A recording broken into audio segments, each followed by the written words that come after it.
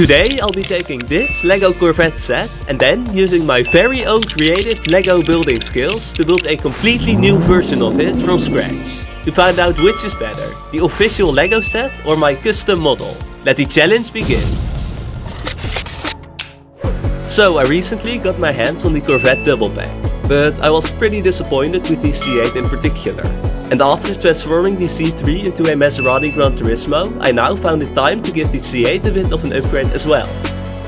The LEGO set uses stickers to create the headlights, but I can't get away with doing that, so I got creative with a combination of angled tiles to represent the shape of the headlights. Next up is the bonnet. I felt it needed a bit more character, so I'm using these wedge plates to represent the body lines, as I think the set's design is a bit too simple.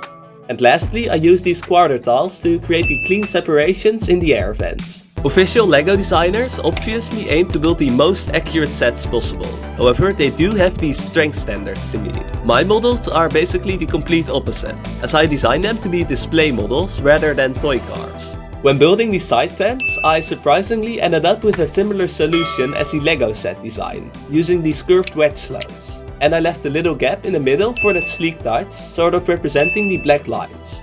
The interestingly shaped doors, they are built using a bunch of these Technic plates to angle and attach the different layers. And to finish off the sides, I used a couple of these modified plates to represent the side skirts. I then got started building the rear end.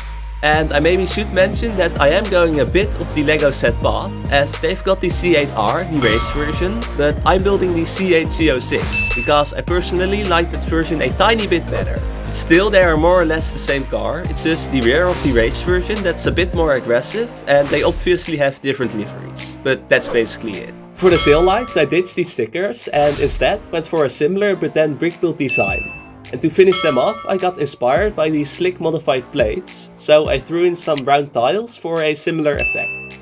And those exhausts, they exist out of 4 of these plates with bars stacked on top of each other. And I further played around with offsetting and angling some parts like the rear wing to keep everything visually interesting. I then analyzed the final bits of the car and set off to finish my LEGO model. First off, adding some engine details by recreating the mighty V8 engine. Then using some slopes for the B-pillars, which I locked in place with these wedge plates.